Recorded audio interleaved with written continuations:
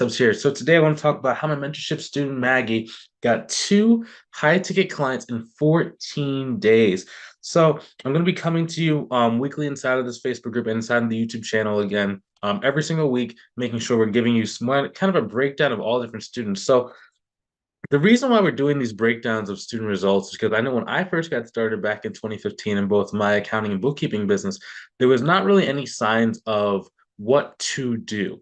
There was a lot of things like, build a website, start a blog, go to networking events, but there wasn't very detailed information on how to do a lot of those things. Now, today, we make these videos for two reasons. Number one, so you can get some encouragement, get some education about what you need to be doing. And number two, I understand there's a portion of people that actually watch these videos who, rather than watching a bunch of videos to try and learn how to piece it together, they want more direct help and just someone to hold them by the hand, guide them along, take them to their goals in a step-by-step manner.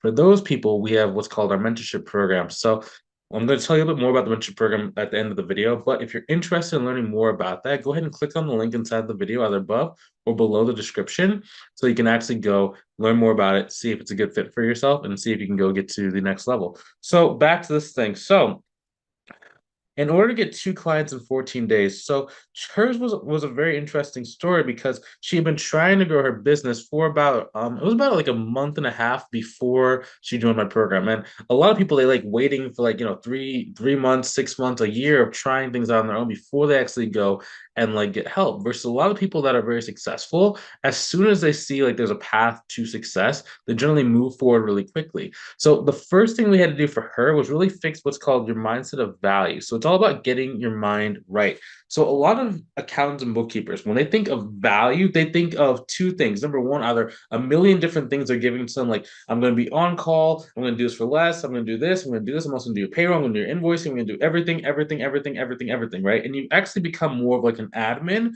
rather than like an accounting professional.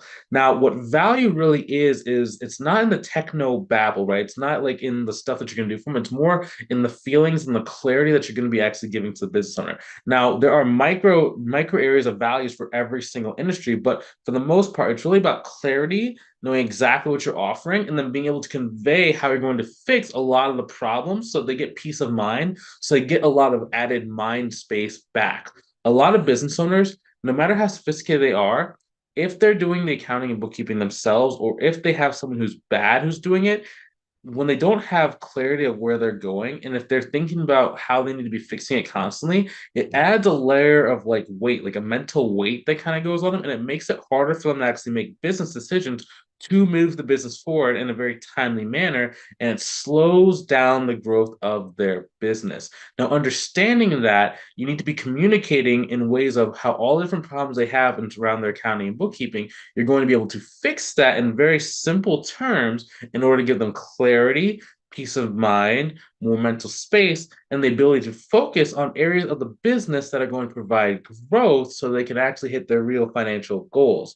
Now, one thing, and if you're talking about like how to convey it, right, value is almost think about it like so. When I was back in college, I had this one professor. It was an ITM class, right, Internet Technology Management class, and she literally would talk for 40 minutes to 50 minutes straight. And it would just be like, whoa, whoa, and just so just like boring. And the information itself, like when I looked at the PowerPoint slide, the information was really great, but she just went into way too much detail about stuff that didn't really was not meaningful for the audience at hand. So it almost felt like you were just going to that class just literally to take a nap. Even if you want to stay focused, there's just so much information, so much coming at you, so overwhelming that it was just like it just didn't really make sense. You didn't want to be there. Versus another case, when I used to do a lot of martial arts, there was this instructor that moved to Michigan. From the Carolinas when I was just like I think like a freshman in college, and the way this guy talked about martial arts, it was very like some of the stuff he was talking about was very boring, but the passion he showed with it, the way he was like, okay, this is how you need to be holding your hand, this is how you be doing this is why the strike works better when you do it like this versus when you do it like this. It's terrible. Like all these different pieces of clarity and like nuances about the thing in a way that just made it fun, exciting, and energized, made it so much easier to learn and want to be around this person. His martial arts school just started thriving, right? Just started thriving because people loved being around him because the value was not necessarily just in the information he was giving. It was the way he portrayed it. It was the simplicity of it. It's the way that it was very tangible and very quick action steps. And that's what it really takes to be valued. It's not just you telling a bunch of different factual things that no one understands and just kind of proves that you know what you're doing. That's not really proving that you know what you're doing. You prove that you know what you're doing when you're able to communicate in a very easy, simple way that the average person can understand. Okay. And then finally, when it comes to value, a lot of people have trouble really pricing out their services. So we give all of our students like a pricing tool and a pricing calculator. It's actually being revamped this week. I actually went and talked to like this app developer. So rather than just having like a calculator tool like on different spreadsheets, we're actually making it into like an app. So it can be both on the computer and it can be actually on their phone. So if a student's like talking to a business owner, they can literally just punch in the different codes and know exactly how much to charge. It's super cool. It's very expensive to do that transition to like make it look great. But I just figured it was just time to do that. So that is the value. Okay. So next thing is the organization and the processes. So where to focus on? Okay, so that's services versus brands versus retainers, right? Now, and I'm kind of writing my notes. If you want me to send you these notes, what I actually did was I actually made it into more of like an organized PDF of my remarkable. So I took all of my chicken scratch handwriting I'm trying to read right now and turned it into like a PDF that I downloaded and emailed to myself. So if you want me to actually send you a link to this PDF so you can actually go and see this word for word and every single thing that's inside of it, go ahead and type in Maggie. Type in Maggie, Maggie, and I'll be sure to send it to you. Either myself or my assistant will send it to you when we get a chance. So let's talk about processes. Reading this chicken scratch, man. So a lot of the time, I'm always focused on relationships over brand. So a lot of people, when you're starting a business, the way that most people think about brand is like the colors and how things look, but not really the words, the ideas, and the people who are actually reading it. So I'm always focused about what things say, not how they look. Now, when you're going from zero to about 15K per month, that is good enough to get you there, right? After you get to, 15, 20, $30,000 a month, then branding can be more effective. And like there's different things we can do. We can talk about that stage if you're there. But if you're generally anywhere between about zero to about 15K per month, it's more important about what you're saying, not necessarily how things look. So the key reason why is because it's easier for you to be people focused and knowing who the right person is when you're talking to them rather than having to like have people come to you look at the website and then be like really like blown away by how cool your stuff looks. Oftentimes if you're on a consultation call and the person says, oh, I need to go look at your website, or do you have a website, or do you have an LLC, do you have like, if they start asking different little facts about your business which are outside of the conversation you have, like it just comes up kind of randomly, it's generally because they don't trust what you're saying. They don't really see you as a person who's very credible. So they're trying to fill in the gaps with what the average person would think would make someone credible. So they're like, do you have insurance? How long you've been in business? When did you incorporate? Are you an LLC or are you an S corp? Like all these like different things that don't really matter towards, because they don't trust you. So what they're doing is they're trying to build up a case in their mind for, okay, I don't really trust this person, but if they have this, they have this, they have this, they have this, maybe that they can be credible. And then they want to go after the call so they can go review your stuff just to kind of tweak things. Instead, if you think less about what your stuff looks like and more about like who do you need to contact, who do you need to talk to, and how do you need to talk to them so they feel very trusting of you and understand your value, that's when you're going to be able to thrive a lot faster. So, for example, when I had a student, his name is John, and when he came in, he had a really good background in sales and marketing. He asked, hey, would it be better for me to like maybe like spend time like on a website or a blog? And I was like, no. The first thing that I would do is go look through your old network to see who owns a business or who do you have access to that could potentially know business owners. Now, there is a right way to go and interact with them inside the program. I like give you like scripts exactly what to say to reactivate those past networks. But this particular case, he knew a gentleman that actually was like connected to like this real estate guru. It's like a not a real estate, he was a it's like a life insurance guru. So the guy basically like sells life insurance. And when he got connected to him, he said, yeah, the guy was kind of weird. I didn't really think much of him.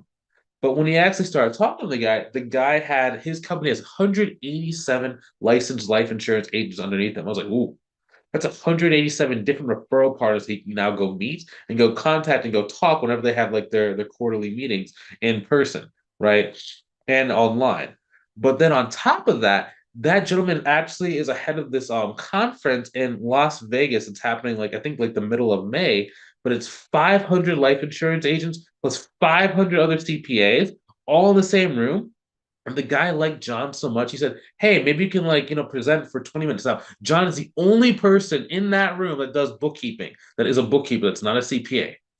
So we're basically deciding like a presentation they can use to go and get a bunch of those people not only refer clients to them, but also get a lot of subcontracting work. So now the cool thing about that is if any one of those 500 CPAs wants to refer work or subcontract work to him, that is between $2,000 to $8,000 per month in monthly recurring revenue from one of them. There are 500 inside that room, and John actually is really good at speaking and with the way that we're going to kind of write his presentation to be able to go and get a really good amount of interest. So we are looking super forward to that. But the whole point of that is it's not about going to the website, it's about going after people. It's about really going through space to talk to people, understanding people, thinking about your network, thinking about networking, right? So you can start just exploding that reach, right? Knowing me back when I started my accounting firm, in order to go get in front of 1,000 people like him, I would have had to go do probably like 20 networking events per day, every single day, in like 3 or 5 cities around where I live.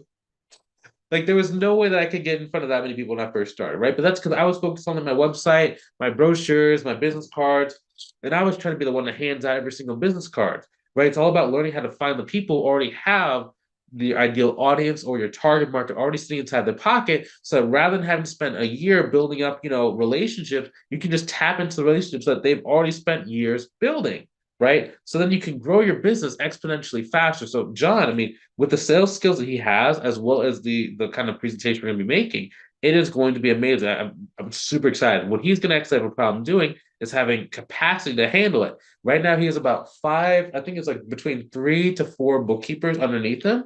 Um, Even though his business is just getting started, he built it kind of to scale from the start. So even though his revenue is not super high, right, it's growing pretty quickly. So when he gets this new lead in November to actually do this presentation, he's gonna probably get pretty hit with capacity. So it's gonna be really cool to kind of see that happening and just see that progress. I'll actually be able to update you guys as that happens.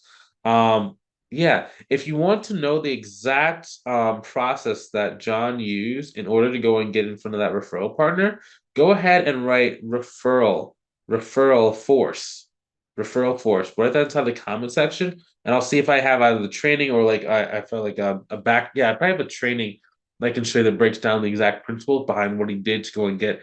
I'm not saying to go speak on stage, but being able to be in the room with people that can afford to send you in front of that many people who are high value. Okay, so next process can be your consultation call process. So inside of your consultation call process, there's a number of different steps you have to do. Number one, you have to go and like basically gain and build base level respect. What I mean by that is business owners are not necessarily like don't take the wrong way. It's not that they're disrespecting you. It's just that they don't really see you on the same level or above them in terms of your skill set. Especially the more successful they are. So if you're new and you don't really know how to carry yourself correctly, and the business owner is doing like a million, 2 million, 3 million, $4 million per year, it's almost like you have to be able to learn how to gain the respect and at least get on an even footing in order for you to be able to have a chance to start influencing them and telling them what they need to be doing in this kind of regard. If they don't feel that, they generally do not follow your lead. They don't follow your process. They try and ask you a million questions. They want to direct the whole conversation. They want to tell you what it is. And it's not that they're doing it in a mean way. It's just they're trying to save as much time as possible because they feel they're very, very busy. So if you learn how to start getting that base level respect, so you go from like here to here, as far as like how they see you in terms of business and in terms of this process, and if you doing their books, then it makes it a lot easier for later inside of the call for you to be able to go. So number two is going to be about finding problems, right? This is the questions you ask. It's not just about asking how many bank accounts do you have, how many do you need me to do invoicing, do you need me also to do payroll? It's not just about the factual stuff. It's about the emotional side. Like, what are the different problems? Why do they feel it's a problem? Why do they actually want to fix this thing now? Like, what does this actually work to them? What does the ideal situation look like for them to fix this? If they did fix it, why is it important to fix it now? What happens if they don't? Like, there's all these different questions you need to be thinking, you need to be asking them in order to get an accurate picture of the full level of pain and awareness they are about the service that you're offering, why they need to get this problem fixed, and what is the value of the service that they're going to be able to pay. After you do that, your job is then to illuminate the path of how you will fix the pains and problems, okay? And which of the problems you won't fix. This is very important. So whenever you're talking to them, it's not just about seeing which problem they have and trying to fix every single problem, right? Because in some cases it might be like they might have a problem when it comes to like marketing, but it's bleeding over into their accounting. They don't really understand how to fix it. So you can do that, but you're not going to be fixing the marketing, right? So it's important for you not only to tell them what you do, but also draw the line at the stuff that you don't do. Number one, because you want to set proper expectations. Number two, you want to protect your time. And number three, the more stuff that you don't do, the more the business owner starts seeing you as more of like an expert in a very specific kind of space, right? So there's a number of different ways you can kind of niche. You can niche across industries, you can niche across personalities of business owners you work with. You can also niche across services and your scope of work. I prefer to niche within the scope of work because then it makes it very simple for the business owner to understand, okay, this guy is really good at what he does in terms of this. And then once you get really good at that, then they start even building more of that trust and more of that respect we keep talking about. So by the end of the conversation, at the beginning you might start here, but it's like as the conversation goes, you're trying to go here, here, here, and by the end they're asking you questions like, "Man, you're really good. Should I go with you? Like what should we be doing? How should we be running my business?" Like if they start asking you questions about like how to run their overall business, not just about accounting and bookkeeping, by the end of the conversation they have with you, that means they fully respect you. They fully see you as an expert and they're fully ready to defer to your guidance and want you to actually help them move forward. And you're the only person they be thinking about working, right? After that, you want to make sure that you're explaining your communication process. Okay. Another process. You want to see how do you communicate? When do you communicate? What's your response time? What is your expectation of them? What is like the limits of your day? Like, you don't want them calling you at 3 a.m. in the morning. Not saying that all of them will, but like some people have tried to call me at like 3 a.m. in the morning. That's a no-go, right? They were immediately filed, like first we had the conversation, right? But if they did that again, it's just like boom, we're gone. We're done. Sorry. Right. But it's all about learning how to communicate that process effectively. So again, they see you as more of an expert, right? You're not some person that you just call up out of the blue because you're busy. You have stuff that you're doing, you have other things that are going on, you have other clients, right? And the more you communicate, the more you can show that, the easier it is to keep building that baseline respect. After that, you're going to want to talk about your pricing and just really have the conversation there. After there, you want to handle logistics and reframe emotional concerns. So I actually added a video module inside of my program about when to reframe versus when to schedule a follow-up call. So what I mean by reframe, sometimes people talk about like objection handling, right? But that has a really negative connotation because you need to really understand, is it that the person cannot do something or they are not slash will not do something, right? Cannot is different than will not. Cannot means that the person, like logistically, they don't have the cash flow, they don't have the budget, they're in a contract with another provider that prevents them from actually doing it. They might need be taking out a loan, they might be getting approved for something, right? Like they physically cannot do this, right? They just don't have the budget to pay you $5,000 a month, right? That's a cannot. Versus a won't slash will not is someone who has the cash flow, has it, but they want to think more time. Like I just want to think about it. Or it's more of I don't really see the value, or it's more of I don't know if you're the right fit, or it's more of like it's more of like stuff that it's like optional stuff where if they can get that straightened out in their head, they can totally pull the trigger. If something is more of a logistic that they cannot do it, we're generally trying to schedule a follow-up call.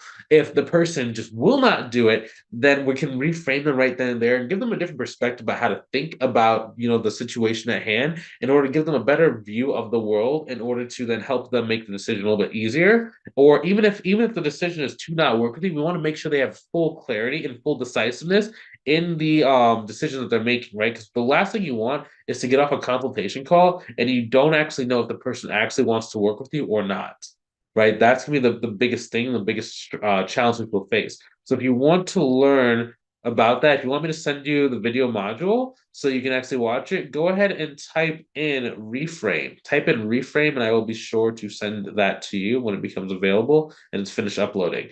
Now, this alone, okay, this alone literally can increase your closing percentage and your success rate on consultation calls by 20%.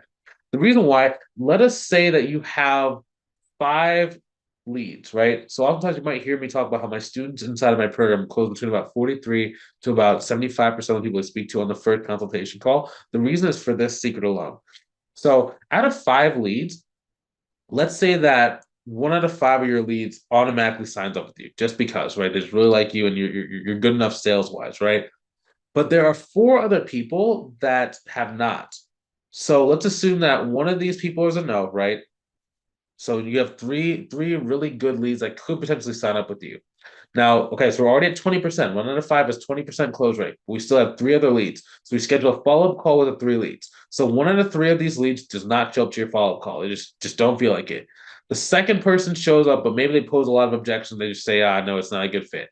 The third person then shows up. You run through your process using the reframe sheet that we're talking about right now. You understand exactly how to reframe them a little bit better and like what is the criteria for when you should do it versus when you shouldn't.